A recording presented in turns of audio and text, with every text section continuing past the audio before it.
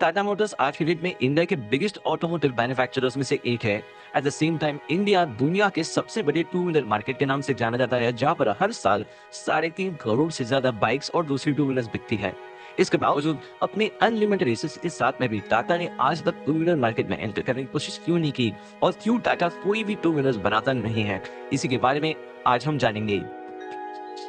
दो रीजन है कि क्यों टाटा इस मार्केट में एंटर करने से अपने आप को रोकता है। पहला जो रीजन है, इसे आप प्रैक्टिकल या लॉजिकल रीजन कह सकते हो, जबकि जो दूसरा रीजन है वो ज्यादातर एथिकल और जो कंपनी कल्चर है टाटा का उसके ऊपर बेस्ड है। पहले बात करते हैं प्रैक्टिकल और लॉजिकल रीजंस की।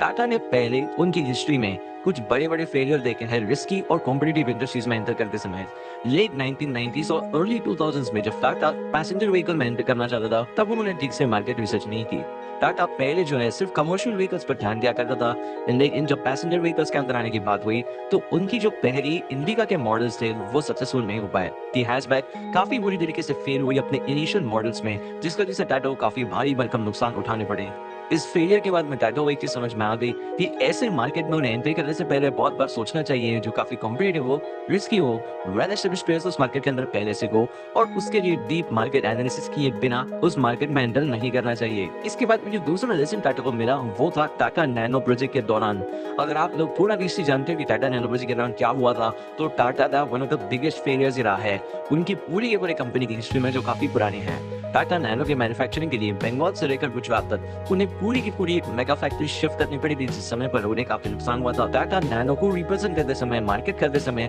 काफी गलत चीजें टाटा ने की, जिसकी वजह से वो ठीक से बिक नहीं पाई, और ये एक बहुत बड़ा नुकसान देने वाला लेसन बन गया टाटा के लिए। और इस टाइम पे दूसरा लेसन जो टाटा को पता चला वो ये था कि एक अनप्रेडिक्टेबल मार्केट में, जहां पर आप ठीक से मार्केटिंग करना नहीं जानते हो और एक अनरियलिस्टिक गोल लेकर अगर आप बाहर निकलते हो अपने स्टैंडर्ड्स के हिसाब से, तो मार्केट आपको बिल्कुल भी जीतने नहीं देगा, और साथ साथ आप पॉपुलर बन भी नहीं पाओगे जनरल पब्लिक के लिए। इसे देखते हुए टाटा ने फिलहाल अपनी जो मोटर सेगमेंट है, या जिसे ऑटोमोटिव सेगमेंट कह सकते हैं इस कंपनी का, वहां पर एक चीज काफी अच्छे से ये जान ली है कि अनप्रेडिक्टेबल, रिस्की, कॉम्पिटिटिव और खुद के लिए नए मार्केट में तब तक एंटर नहीं किया जा सकता जब तक उसके अंदर की एक्सपर्टीज नहीं आ जाती, और क्योंकि ये बहुत ज्यादा कैपिटल इंटेंसिव काम होता है। फैक्ट्रीज बनाना, नई गाड़ियों के मॉडल्स डिजाइन करना, चाहे वो बाइक्स हो या कार्स, ये बहुत बहुत महंगा होता है, तो इसके अंदर लॉसेस की संभावना भी बहुत ज्यादा होती है। इस वजह से वो टाटा के टॉप ऑफिसर्स ने कई बार ये चीजें कही भी है पब्लिकली कि करेंटली टाटा ग्रुप के पास में एक्सपर्टीज नहीं है, इतना ज्यादा नॉलेज नहीं है टू व्हीलर सेगमेंट के बारे में, जिसकी वजह से वो अवॉइड करते हैं इस मार्केट के अंदर एंटर करना, ताकि नुकसान ना हो कंपनी का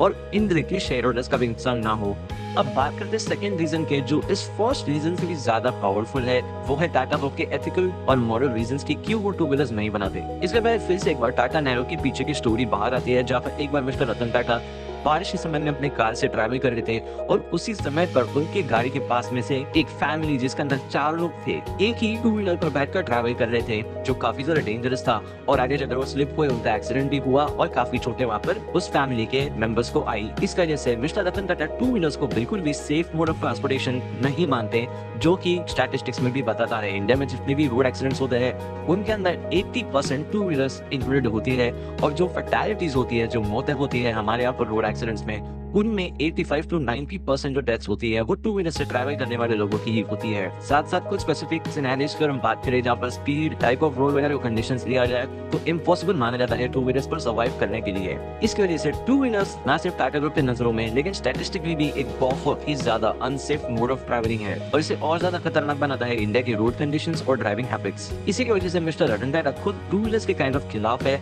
और टाटा ग्रुप के एक एक्स एमडी ने एक टाउन हॉल मीटिंग के दौरान सवाल पूछे जाने पर क्लियरली स्टेटमेंट दिया था कि टाटा ग्रुप का कमिटमेंट जो है पैसेंजर व्हीकल मार्केट के अंदर, वो है सेफ, कन्वीनियंट और बेहतर तरीके के ट्रांसपोर्ट ऑप्शंस प्रोवाइड करना। टाटा ग्रुप जो है वो टू व्हीलर्स, बाइक्स को सेफ मोड ऑफ ट्रांसपोर्ट नहीं समझती, और इसकी वजह से वो टू व्हीलर मार्केट के अंदर एंटर नहीं करती। तो ये एक सेकेंड रीजन है टाटा के थिंकिंग रिलेटेड, उसकी वजह से वो टू व्हीलर मार्केट में एंटर नहीं करती। ये बात ज्यादा स्ट्रांगली इस चीज को कंक्लूड कर सकती है। तो ये दो रीजन है जिसकी वजह से टाटा ग्रुप टू व्हीलर्स बनाने से हिचकिचाती है। उम्मीद करता हूँ ये वीडियो आपको पसंद आई होगी, अच्छी लगी होगी तो अपने दोस्तों के साथ में व्हाट्सएप पर इसे शेयर कर सकते हो, और मिलेंगे अगले